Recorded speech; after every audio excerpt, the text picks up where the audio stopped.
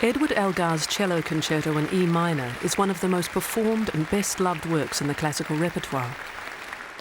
The concerto was written after the Great War by the British composer, and many feel that it reflects Elgar's own anguish at the suffering of that war, mourning for a world changed forever. But some see a more intimate story behind the concerto, one of love and loss that has a deeply personal link to the composer's life.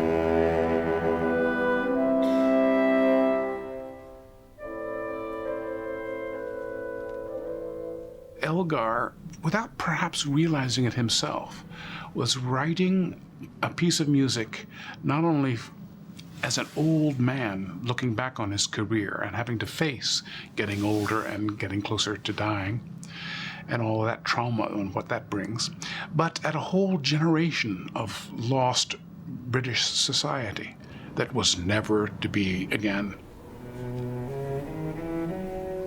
What was going on in France in 1916 is something totally new to men's consciousness.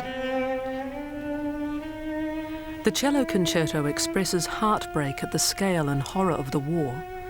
But there is a theory that it was one death in particular that compelled the composer to begin writing the concerto.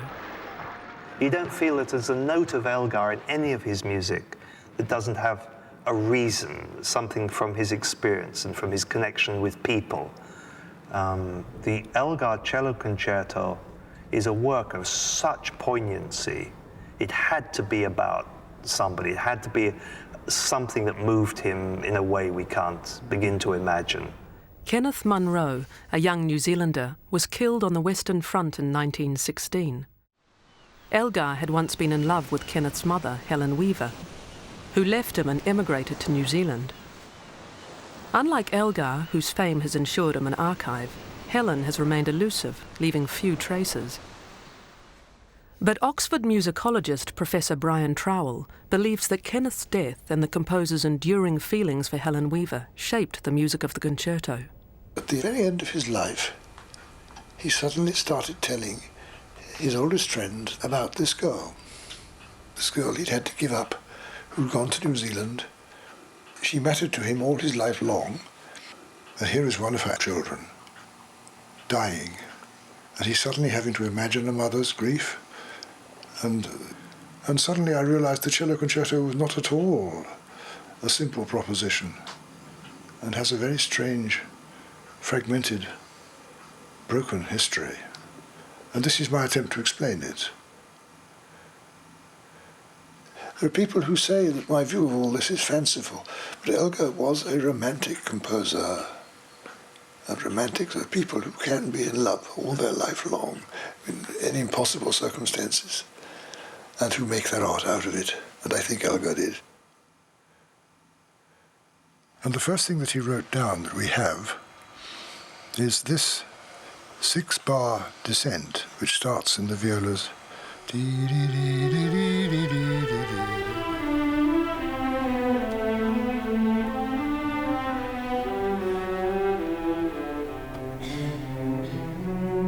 is taken over by the cellos seamlessly.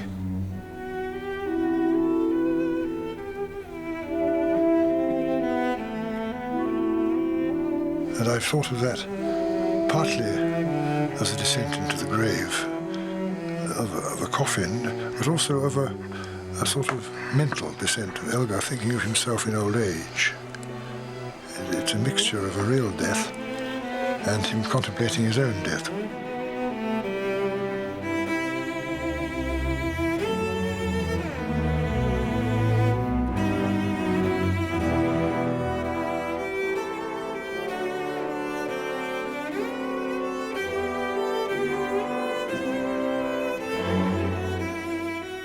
Round it goes again to a toppy, right up the top of the range, which becomes a fortissimo for full orchestra.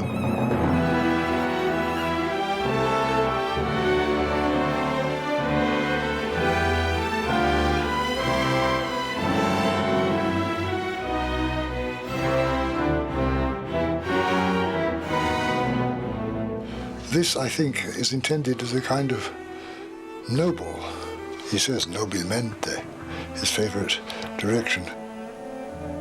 The expectation that you're going to have to suffer through life and be brave and courageous and accept it, but not give in, not to truckle. And you finish fortissimo, you die well.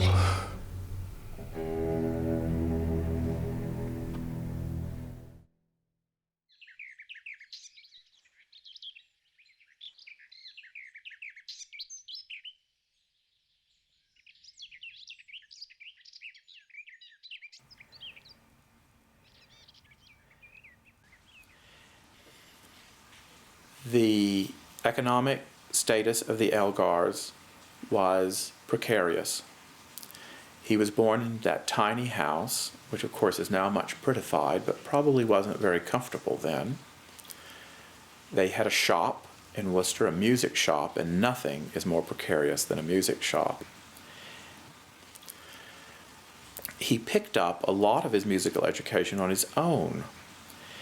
Elgar was one of the spectacular autodidacts of music history. He was determined, absolutely determined, and from a very early age to realize what he felt, what he knew somehow, even as a boy, was this inner potential to be a composer. Musically, it was really quite a good thing to grow up in a family whose father ran the main music shop in Worcester. So Elgar got to see a lot of music and hear a lot of musical news as a boy. He was a Catholic and he used to accompany his dad to the church, local church. His dad was the organist there. And Elgar picked up, a few notes and a few hymns. And whenever Dad would pop across to the boozer during the service, Elgar would often take over.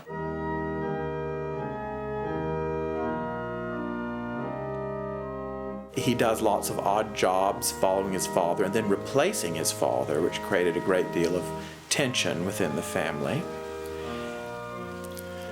And he starts out, with jobs like the insane asylum, where he writes music for the inmates there. He was rather pleased with that.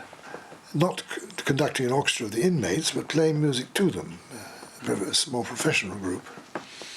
One of whom was a man named Frank Weaver, a couple of years older, a very good violinist, like his sister Helen Jessie Weaver, who Elgar would have met as a childhood musician friend of this time.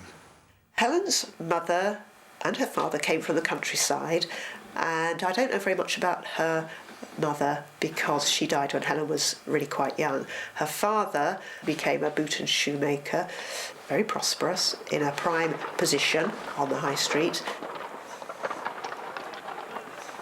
The Elgar shop, the music shop, was quite close to the Weaver boot and shoe shop.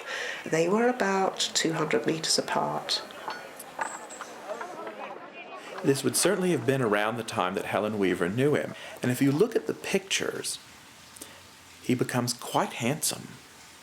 Whereas before he was a skinny boy, he grew into quite an attractive man.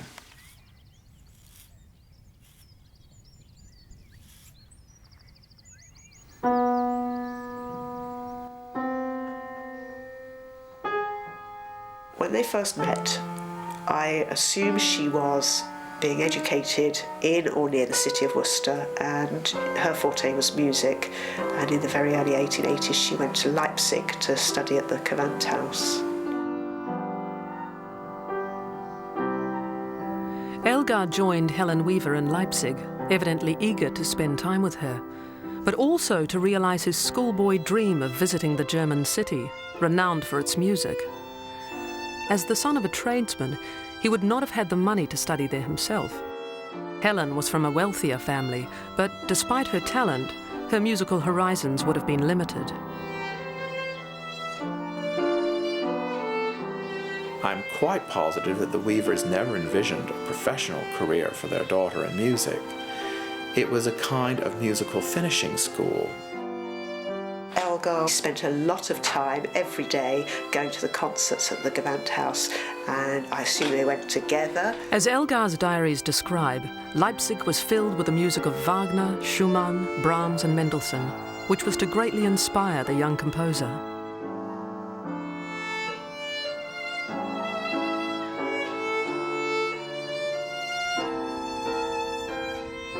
Around this time, Elgar wrote several pieces of music for Helen, one of them a polka titled La Blonde, which had the dedication HJW penciled on its cover. Its name suggests that the young woman was fair-haired. They became engaged in about the spring or summer of 1883. Elgar talks about her to his early friend, Dr. Charles Buck. And he talks about her as his Braut, which is the German word which means bride, girlfriend, recent wife, or just girl. My Braut arrives here on Thursday next, remaining until the first week in September. After that would be a charity if you could find a broken-hearted fiddler, much trio playing for a day or two. And things didn't go too badly, I think, until November of 1883, and Helen came back from Leipzig unexpectedly because her stepmother was very ill, and Elgar wrote in a letter to Dr. Buck how ill Mrs. Weaver was. Well, Helen's come back. Mrs. Weaver is so ill, dying in fact, so the child thought it best to return to nurse her. We are together a little now and then, and consequently happy. And she died. And then we don't really know what happened. Helen stayed in Worcester, which was unexpected, and then in 1884 the engagement was terminated. My prospects are worse than ever, and to crown my miseries, my engagement is broken off, and I am lonely.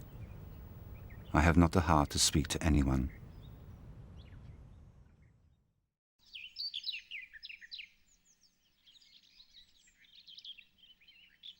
The Cello Concerto was not completed until 1919. More than 30 years had passed since the engagement had been broken off, but Brian Trowell believes it was hearing of Helen's son's death that impelled Elgar to compose the concerto, which he completed at this country cottage with an earshot of distant gunfire echoing across the Channel from France. In the beginning of the second movement, we have the same music, but plucked, pizzicato, the same key, the same notes, and as he gets to the third chord, the orchestra suddenly becomes very alarmed. It's a shock.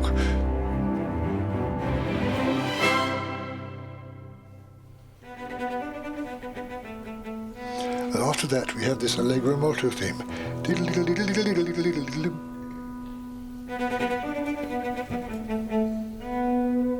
I interpret it as a kind of shudder of uncertainty. What is happening here is he's receiving the news of this terrible death that strikes him personally, whereas the thousands who died before, the hundreds of thousands, were not people he knew. They were not Helen Weaver's son. Imagine Elgar opening his Daily Telegraph on the morning of the announcement of Kenneth Munroe's death and seeing that name that he knew in the Roll of Honour.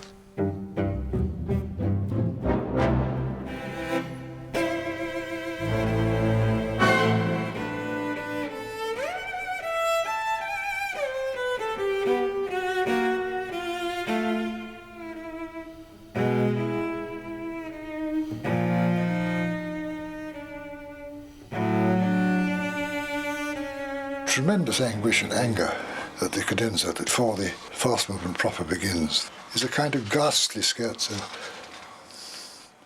a dance of death, a ride of spirits in the dark night.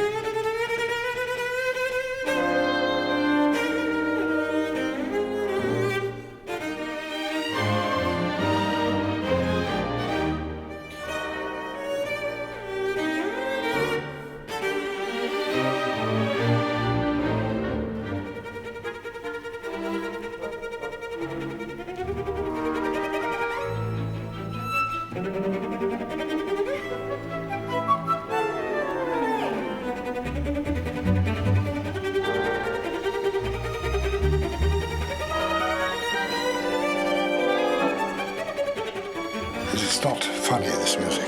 But I think it's a kind of horrified reaction to the news of Munroe's death. It's like spiders up the spine.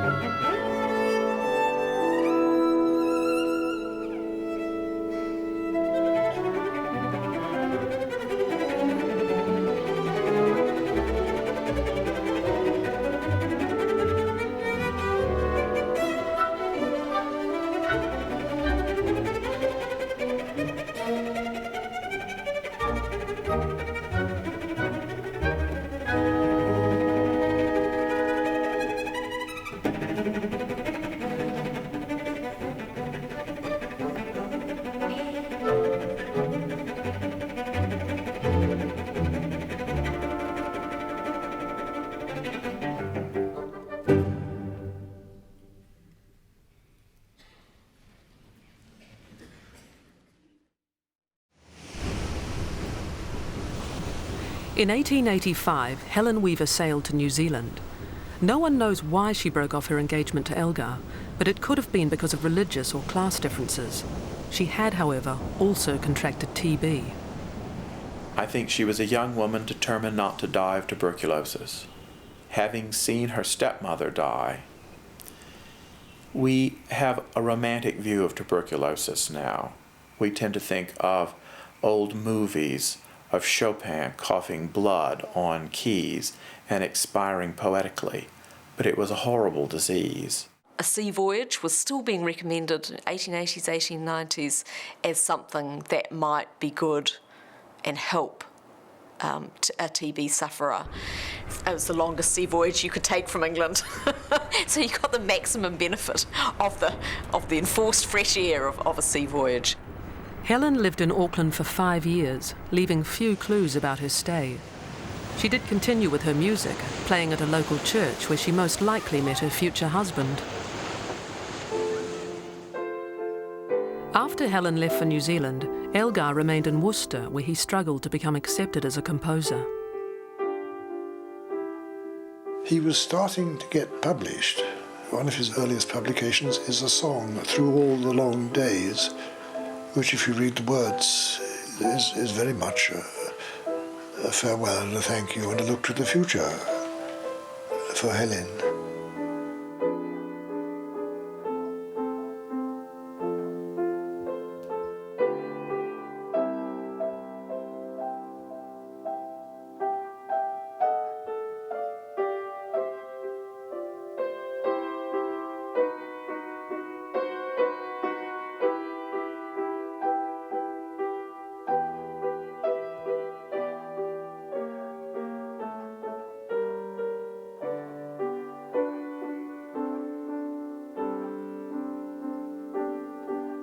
And he threw himself into work. He also realized that he couldn't compose properly if he was teaching violin all day to young ladies. He wasn't that popular as in his chosen task as a teacher of the violin, because his dad was in trade and he was a Catholic, and neither were things that prospective pupils would be happy about. And he sensibly looked about for a possible bride who might bring in some money. And he ended up marrying one who actually did change his life because she was an aristocrat. Alice Roberts was a major general's daughter with a private income. Both her parents had died. But her remaining family was horrified at her attachment to a Catholic shopkeeper's son. She was very proud to be his wife because she knew that potentially this man was going to be a great composer, and it was largely due to her get up and go and tenacity that actually pushed Elgar forward, because so far as his music was concerned, he was rather retiring. She gave him the kind of constant support that a personality like Elgar's needed to be able to function. Alice Elgar was what we would call an enabler, but she was an enabler of genius.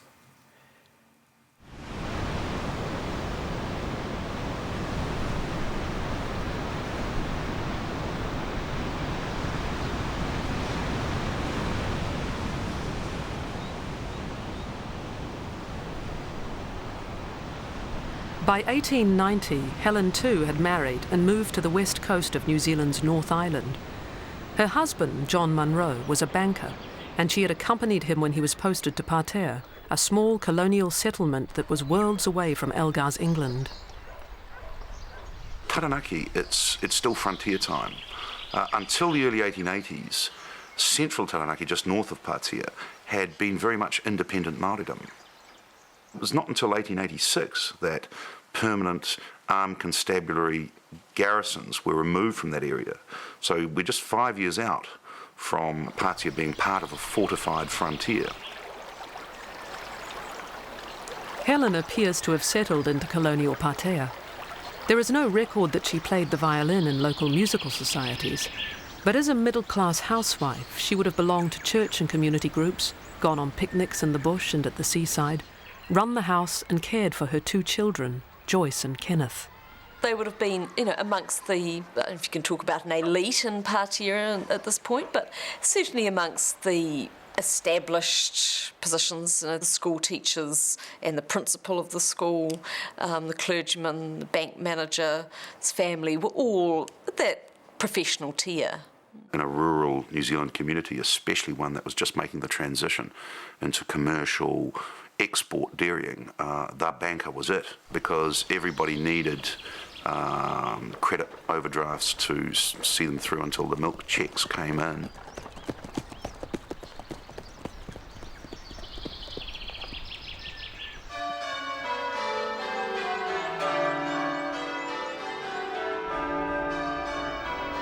Worcester Cathedral was Anglican, but deeply informed the Catholic Elgar's early musical experience. During this time, cathedrals were the centre of civic life in England, and Worcester regularly hosted the popular Three Choirs Festival. Elgar played the violin under Dvorak at the cathedral and started to compose for its frequent musical events. What happens is that he begins to establish himself as a first-rate provincial composer. Then, in 1899, 14 years after Helen Weaver left him, Elgar's reputation outgrew the provinces.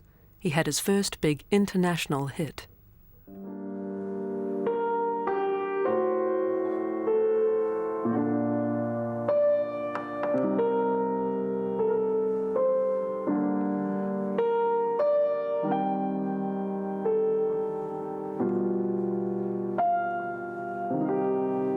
So one day, Elgar apparently was just sort of strumming on the piano after a day of hard teaching down in the town. His wife was, Alice, was so impressed and just said, well, what is that you're playing? And the Enigma variations were born from that strumming, this beautiful theme. Can we do from 56, please?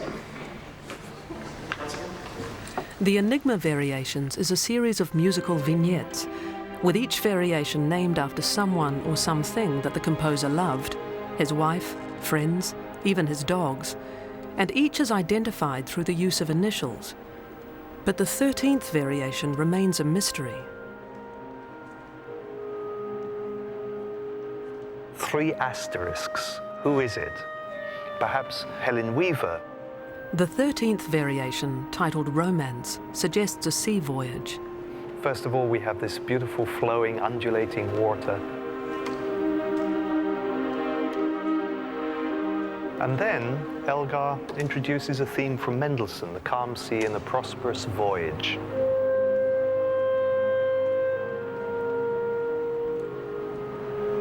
And it's on the clarinet.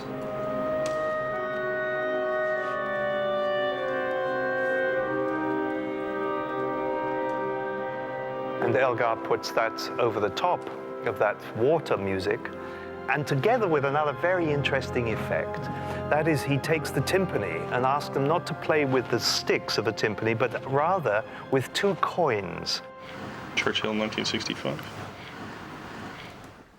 And if you play on the timpani with these two coins, it produces the sound of the old engine of the ship, and the poignancy of that, together with this lovely water music, the clarinet melody, and all that it must have stood for in Elgar's mind, saying goodbye to a great love as she went off on this long voyage to New Zealand.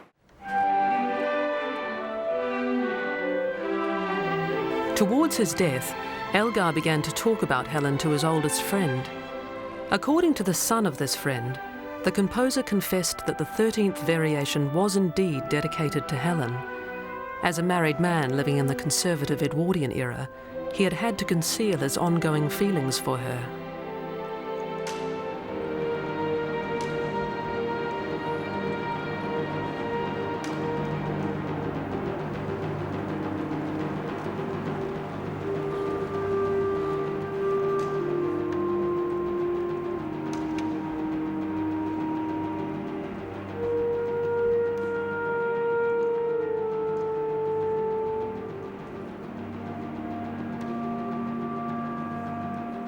And it is spine-chilling when you hear it towards the end of the Enigma variations, and you hear that eerie sound on the timpani and this beautiful melody that comes several times in the clarinet and eventually just fades into eternity.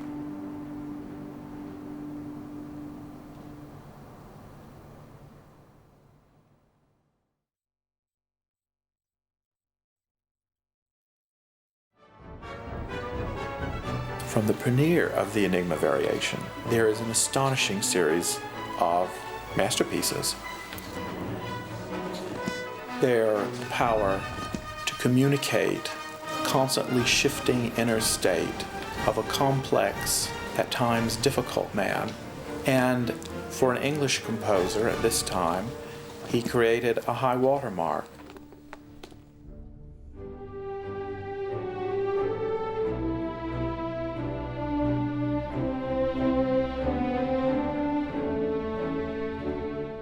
By 1914, Europe was at the brink of war.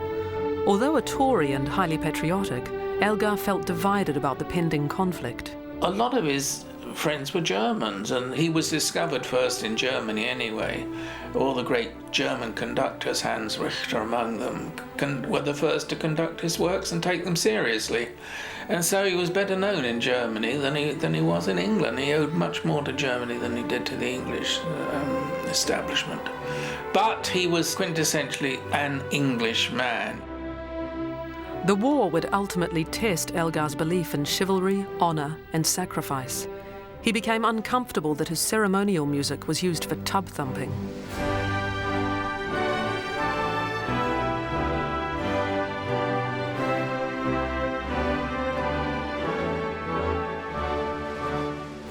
Loyalty to king and country was widespread in England, but felt just as keenly in its colonies. For Helen Weaver's son, Kenneth Munroe, belief in empire was taught daily at his boarding school, Nelson College. Nelson College was one of those elite secondary schools, of which there were not a great number, where British imperial public school values were very powerfully inculcated. He would have played sport then, he would have learnt in classrooms all about British civilization, British martial virtues, and he would have gone off and learnt cadets. So that when the First World War came along, there would have been no question but that he needed to prove his manhood by volunteering and going off to war. What's interesting about this guy is, in a sense, his typicality. He, it seems, had sincerely imbued and believed the code of the times, which was about duty, about citizenship, not just to New Zealand, but to the wider British Empire. And he obviously believed in the creed of the day, which is that for justice and humanity to survive, the fittest would have to survive, that the fittest would have to be the British Empire and the British race, and that the British race was located as much in New Zealand as anywhere else. This was genuine conviction, and it was this which motivated 10 million young men all over the world to march off to this terrible war.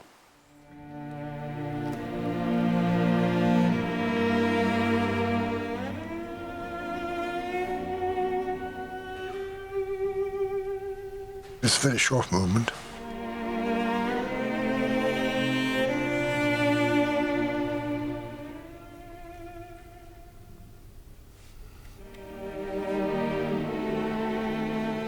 And it's this sublime, absolutely quintessentially Elgarian tune which seems so simple and has such strange, wonderfully unexpected harmonic twists in it.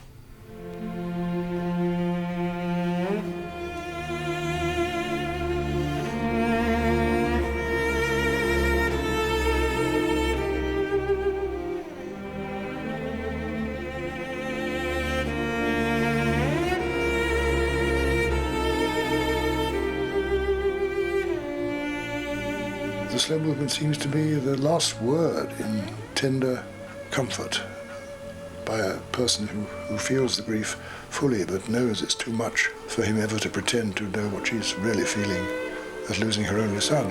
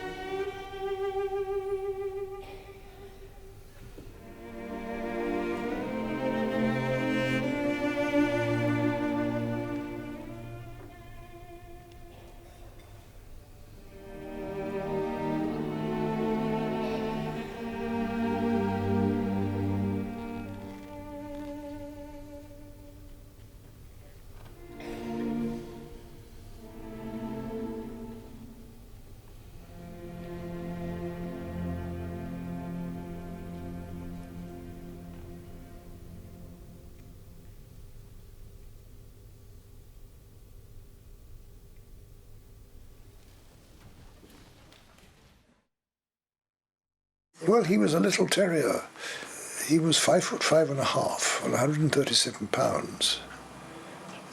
And one suspects his mother's ill health didn't give him too strong a constitution. He wasn't called up into the New Zealand Expeditionary Force in the first wave of recruitment, although he applied, because of his physical characteristics. Brian Trowell believes the slight Munroe toyed with the statistics on his application form, adjusting his height from 5'5.5" to 5'6.5", and his weight from 137 to 187 pounds. And when his application to enlist in the main force was rejected, he wrote a letter to a Colonel Chater, drawing on his Nelson College connections.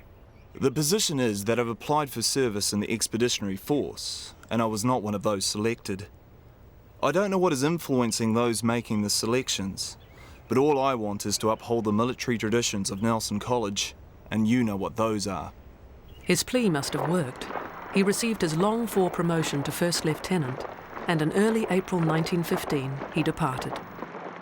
Well, the main expeditionary force left Wellington and then went to Australia, where they joined forces with the Australians and eventually landed in Egypt. And then in April 1915, they were sent off to the Gallipoli Peninsula. The Gallipoli campaign was a disaster. To begin with, the Anzac troops were landed in the wrong place and forced to scale huge cliffs while being shot at by Turkish forces who had been forewarned of their approach. Kenneth arrived in Gallipoli in the May, and he was there for 3 months, and it must have been just dreadful, the battleground experience. The raw colonial troops were ill-prepared, with few supplies and poor food. After an initial flurry of chaos and fierce fighting, both sides dug into the hillside. A long stalemate ensued. The whole of the area in front of the trenches was thick with bodies, all of which were rotting in the heating sun, so the smell in the area was just extraordinarily bad. The casualty lists were published in the newspapers, and gradually people must have started to realise that, whoops, this is not like any war we've ever heard of. This is a war where, literally the male population of a New Zealand town like Patia could be wiped out in a day. For a long period, early May through to August, there wasn't really a lot of movement in the front line. Parts of that front line were only 8 or 9 yards apart. During the year-long Gallipoli campaign, nearly 3,000 Kiwi soldiers were to die. On August the 8th, the Wellington Battalion, Kenneth's unit, broke the stalemate, briefly seizing the high point of Chunuk Bair. That same month, Kenneth's campaign ended. The conditions on the peninsula and his frail health led to his collapse. He was evacuated to England and admitted to the Royal Free Hospital in central London.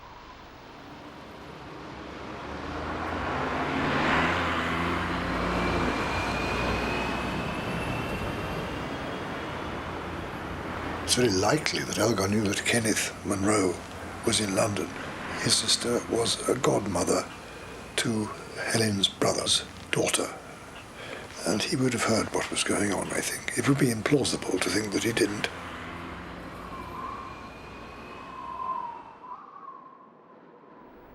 After a 5-month stint in hospital, Kenneth was transferred to Greytowers, a convalescent centre set up in Essex by the New Zealand Club.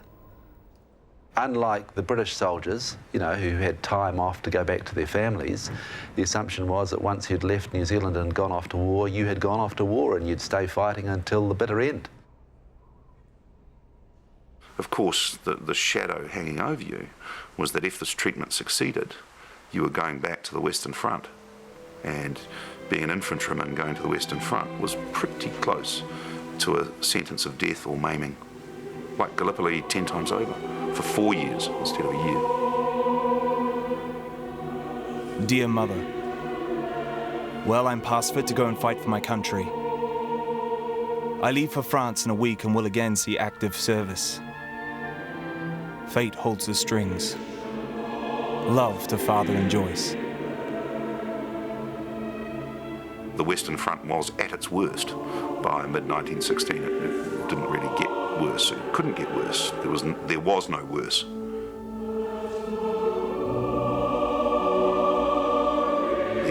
bloated rats eating corpses was sort of a routine event, where unprotected humans walked across no man's land through barbed wire into a hail of machine gun bullets with no protection, no armour, no nothing. This is what the British generals called a plan.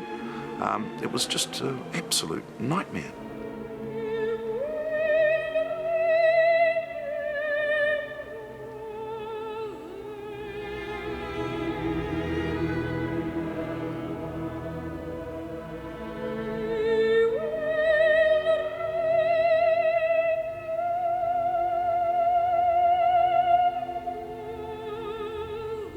Dear Mrs. Munroe, Ken volunteered to take part in a raid on German trenches that took place on the night of Sunday, July 2nd last, and proved to be one of the most gallant and dangerous affairs that have taken place near here. I saw him shortly before the raid and admired the cheerful and confident manner in which he set out on what he knew was a difficult and dangerous task. He was killed, shot through the heart, leading a small group of his men on the night of the 3rd of July. And his death was announced some days later in the Roll of Honour, along with hundreds of others, in the Daily Telegraph, which Elgar read. And over the next 3 days after that, he becomes more and more restless.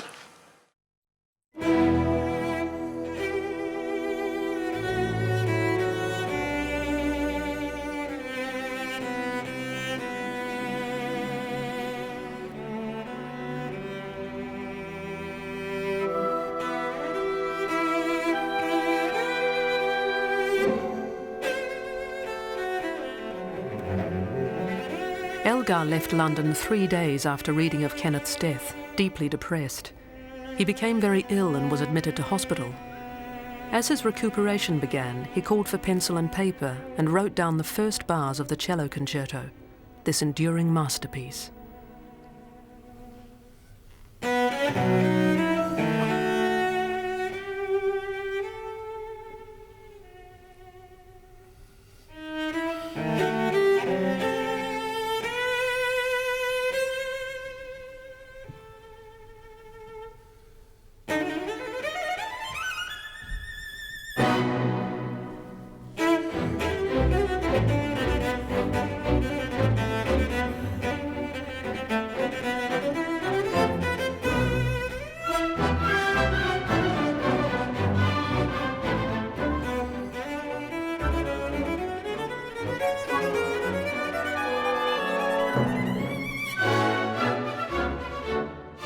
The last movement seems to be a sort of ludicrous, almost satirical look at the images of chivalry that he's decided don't really work.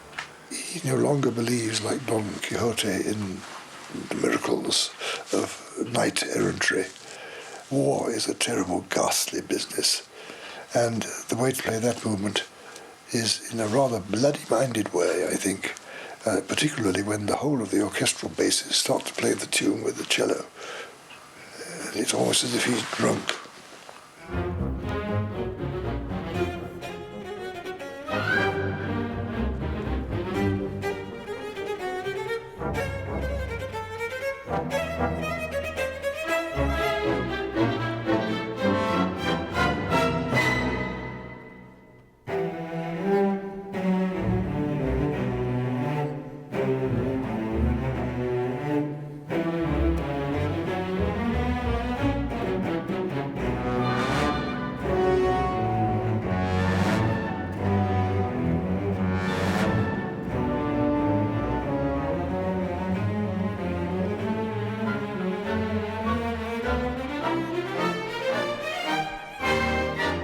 But this abandonment of the notions of chivalry with which he had started life by the Great War won't do.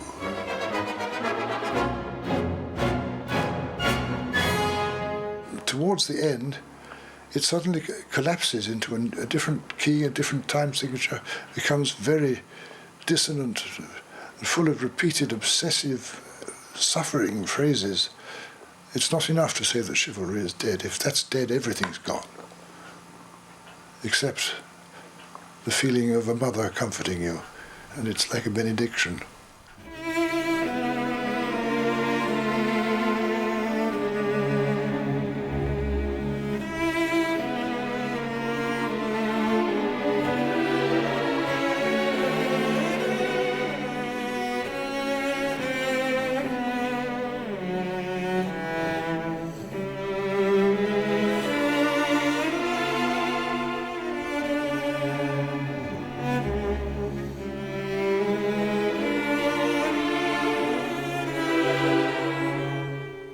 And we learn that people die, and they are young, and they alter things on their application form so that the army won't notice that they're rather short and don't weigh enough.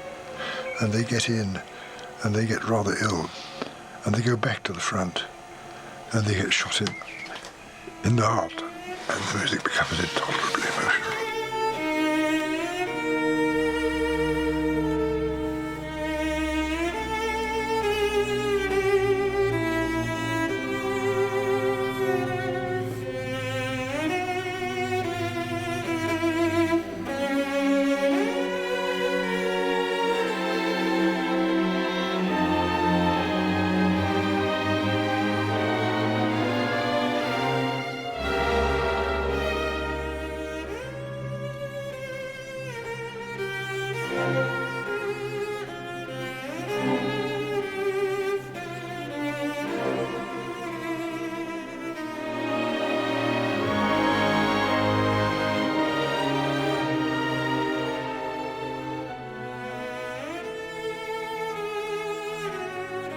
Final few minutes of the concerto,